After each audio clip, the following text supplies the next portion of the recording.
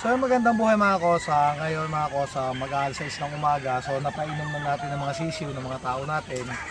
So ang pinakamagandang nangyari sa amin mga kosa, para sa akin, super good news na mga kosa. So syempre, by batch, inisa-isa namin kung ilan ang mortality namin. Dahil lagi yung tatandaan, wala ni sino mga makaka-perfect ng ating breeding. So sa amin, nung ma-double check namin kada bakuna kasi binibilang namin ang alaga namin sisiw, 85% ang buhay sa atin. So sa madaling sabi, yung maka 70% ka mga kakosa, napakataas na nun para sa amin. Yung rate na yun, kahit sa iba mataas yun, yung 75% na good, no, na buhay. Sa amin mga kakosa ay 85%. So ang aming sisiw mga kakosa, lahat-lahat nung day old sila, 2,165. Ngayon, ang tira namin sisiw mga alaga namin, 1,842 ang good namin. So, nung kinuwenta ko, 85% mga kakosa na healthy at buhay yung mga sisiw namin. Kaya, napakasaya ni kakosa sa pagkakataon to. Kaya mga kakosa, ito ang first batch natin. Sana huwag kayo magsawa na panoodin kada may video ko ina-upload na ako sa yan. Ito yung first batch. So simula first batch hanggang 5th batch, ipakikita namin sa inyo kung gaano ka-healthy ang alaga namin mga sisiw. Boss Carlo, pakita natin yan. Pakita mo. Yan mga ako sa August 31 born.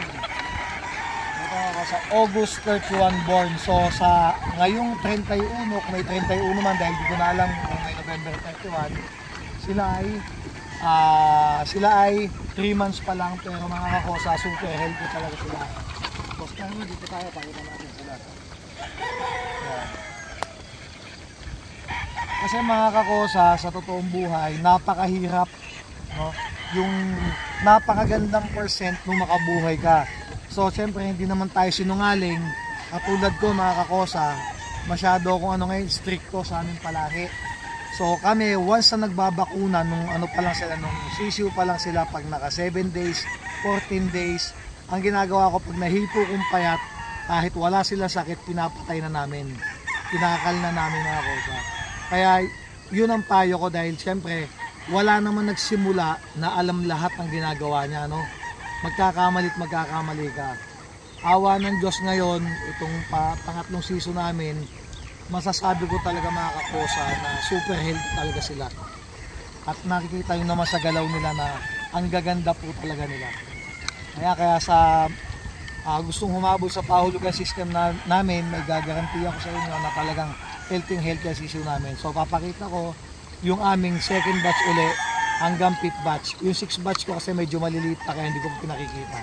Boss, pakita mo.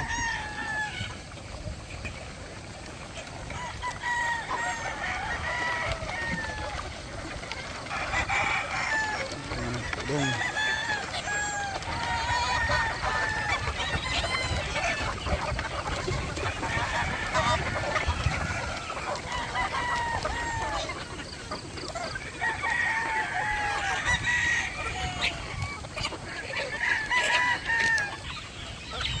So mga kakosa, ito yung range number po natin. Ito yung ating second batch mga kakosa. Tingnan nyo kung gaano sila kagaganda. Pagmasdan nyo, sobrang lakas talaga mga kakosa ng hangin dito. At ang lamig talaga. Dito ako natutulog sa upuan kung di nyo may tatanong. Kasi wala pa naman akong bahay dahil 3 months pa lang kami dito. Pero nagtsatsaga ako mga kakosa na matulog sa upuan. Para lang may monitor ko ng ayos sa mga sisiw natin. Tingnan nyo mga kakosa kung gaano ka-healthy ng mga sisiw natin talaga ngayon. Kaya kung magmamano kayo mga kosa, pilitin nyo na ganito ang pwesto. Kasi yung sanay sila na bata pa lang, sanay sila sa lamig mga kosa. Ayan. Kasi minsan mga kosa, dahil dinanas ko yung init nung panahon noon, so nangyari sa amin, yung iba may ilan-ilan na tinatamaan. Pwede na yan. May ilan-ilan na tinatamaan mga kosa talaga. Dito sa akin mga kusa, kung may tamaan man, talagang napakadalang. Namamatayan kami kalimitan sa stampede mga kakusa. Kaya mga kosa, pagmasdan nyo, napakita mo Ross Arlo.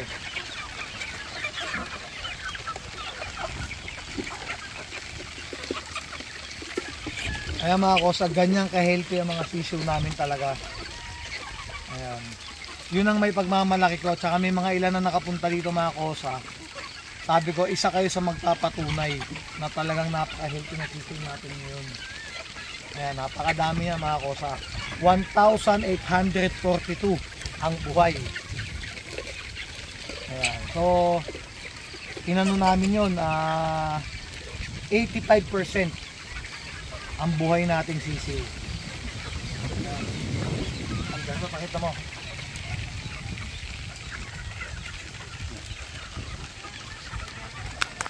Bye.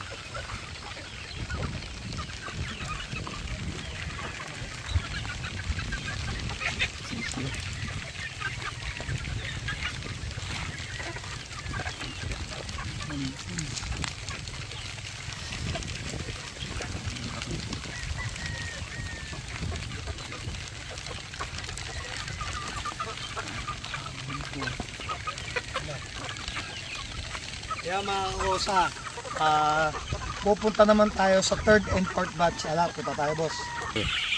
So mga kosa, ito ang third and fourth batch natin. Bakit ko ginawang third and fourth?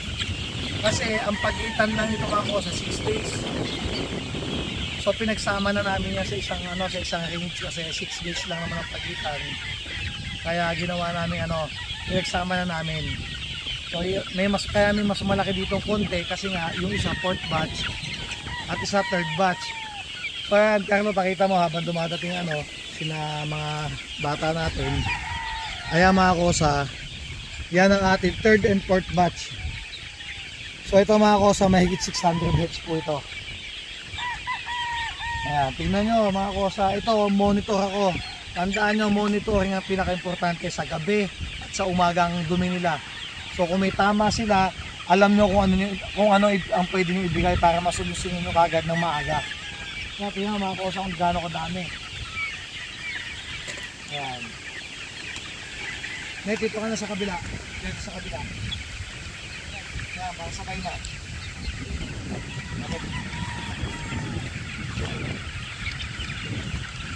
Sa pakita mo ko.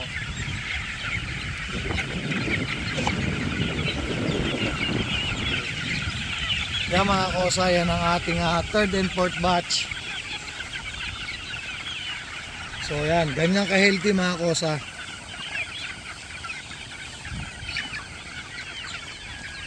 Ayan. So kaya sa mga gusto pang humabol sa pahulugan system natin mga kosa, open na open pa po kayo. Yun lang ang tip ko lagi sa inyo mga kosa. Kailangan talaga araw-araw disinfectant ang kulungan ng mga sisiw nyo. Yan, pakita mo.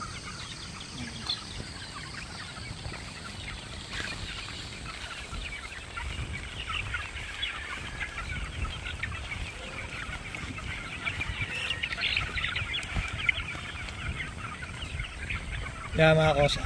So punta naman tayo mga kosa sa 5th batch natin. Huwag nyo nang hintayin yung 6th batch ko kasi nalilitan pa ako sa kanila dahil bata pa. Pagka mga 1 month na din sila, gaya ng 5th batch ko, bibidyohan natin mga kosa. Yan. Kaya punta. So mga kosa, ito yung 5th batch natin, born October 21. So ito yung isa sa early bird natin mga kosa. Tara, kayo na natin. Ayan, ito yung 5th batch natin mga kosa. So ito 400 na higit. Ayan mga kosa. Tsaka kami mga kosa, hindi na kami, matagal na kami hindi nagpapailaw. Pero nasa sa diskarte nyo yun kung gusto nyo magpailaw o hindi. Basta kami mga kosa, kahit anong lamig na dito, 2 weeks lang kami nagpailaw. Tapos wala na silang ilaw nun. Ayan.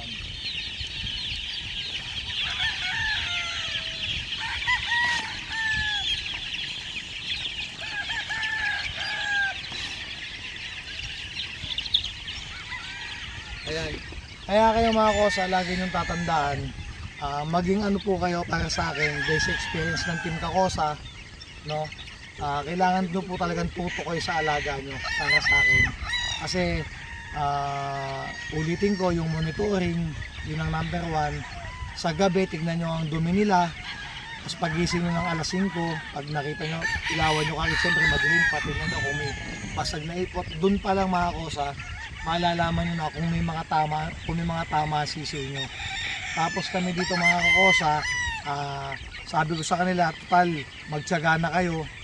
Sila mga kosa talaga sa painuman. Mayat maya ang palit nila, mayat maya. Hindi na kami nag-ooras, mayat maya halos ang palit namin. Kasi mas gusto namin yung ganun. So effective naman. Ang gamitin nyo, ang tip ko sa inyo mga kakosa, ang gamit ko dito, ayan, Shop of Excellence, baka naman, no, ang gamit namin dito, Progency at Probuchic lang mga kakosa. Ang gamit namin vitamin sa kanila. Ayan mga kakosa. At shoutout sa inyo lahat mga kakosa. At yan, yung taas na yon, pakita mo Carlo, yung taas na yon, hanggang dito mga kakosa. Ayan, tsaka dito, pakita mo itong taas na to, nalinis na rin itong part na to. Ayan mga kakosa. So umorder na tayo mga kakosa ng 300 TP. Tapos meron pa tayong 400 TP sa baba. Dahil sa dami nito mga kakosa, sa tingin ko kukulangan pa ako sa talian. Kaya talagang kahit maaga pa, kasi by January mga kakosa, may mga nakatali na ako. Kaya kung dati hindi ako nagpapa-walk-in, mga kakosa, pwede kayong mag-walk-in. Bakit? Kasi sobrang dami nila mga kakosa. Una yung Diyos na mabuhay sila. Madami talaga kayong pamimilian. Yan, shoutout sa inyo lahat. Pasensya na po doon sa iba kung hindi mga nasa shoutout. Basta para po sa inyo lahat to mga kakosa. At pag kailangan nyo ng tulong at kaya kong tumulong mga kakosa, handa si Kakosa tumulong sa inyo mga kakosa. Basta tawag lang kayo sa message na yan. Kahit hindi kayo bumili, pwede nyo po akong tanungin. Ano mga kakosa. Yan. God bless po sa inyo lahat mga kakosa. Maraming salamat po at salamat sa mahal na Panginoon. Talagang tuwan-tuwa kami at ang aming team. Nung kwentahin namin ang aming mga alaga, 85% kami mga kosa na buhay ang sisiw namin at maayos. Ayan, thanks po God, thanks po lahat sa suporta. At abangan nyo sa December 31, birthday ko, magpapanapol ako mga kosa para sa mga subscribers ko.